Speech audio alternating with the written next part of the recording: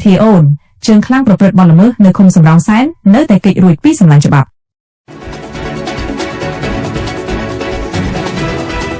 កំពង់ឆ្នាំងគ្រាន់តែឮឈ្មោះធីអូនគេនឹកឃើញភ្លាមគឺជាជនពីរនាក់ប្តីប្រពន្ធប្តីឈ្មោះធាប្រពន្ធឈ្មោះអូនរកស៊ីបទល្មើសច្រើនប្រភេទដូចជាកន្លងមកនេះដាក់សម្លេងធ្វើជាធ្នាក់ពាក់សត្វព្រៃប្រវឹកជាមេការត្រាក់ទ័រចូលឈូសឆាយនៅកន្លែងខ្លះគ្មានច្បាប់អនុញ្ញាតនិងនេសាទខុសច្បាប់ដាក់របាំងស្បៃមុំនិងជួយកូនត្រីល្អិត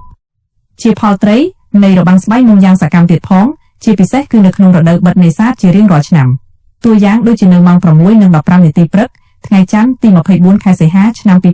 2026នៅចំណុចព្រៃតាកូតស្ថិតនៅក្នុងភូមិសាស្ត្រប៉ប្រក់ឃុំសំរោងសែនស្រុកកំពង់លែងអ្នកសារព័ត៌មានបានប្រទះឃើញកាណូតបាឡាស្មាច់2គ្រឿងដឹកត្រីនុយស្បៃមុំពេញកាណូតតែម្ដងនៅក្នុងករណីនេះអ្នកសារព័ត៌មានក៏បានថតរូបភាពនិងសូមសាកសួរព័ត៌មានប៉ុន្តែកាណូតមួយគ្រឿងក៏បានបន្ថែមល្បឿនបើកគេចខ្លួនបាត់ទៅនៅសល់តែកាណូតមួយគ្រឿងនិងមនុស្ស2នាក់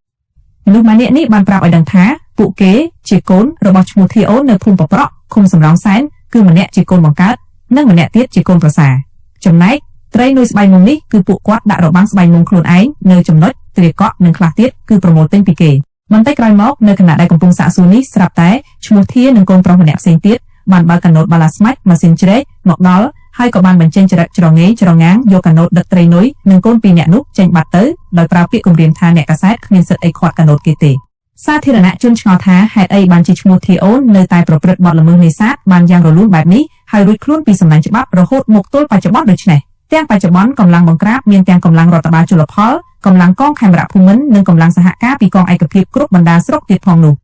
ឯកឧត្តមសុនសវណ្ណរិទ្ធអភិបាលនិងជាគណៈបញ្ជាការកងឯកភាពខេត្តកំពង់ឆ្នាំងក៏បានព្រមានធ្ងន់ធ្ងរដែរថា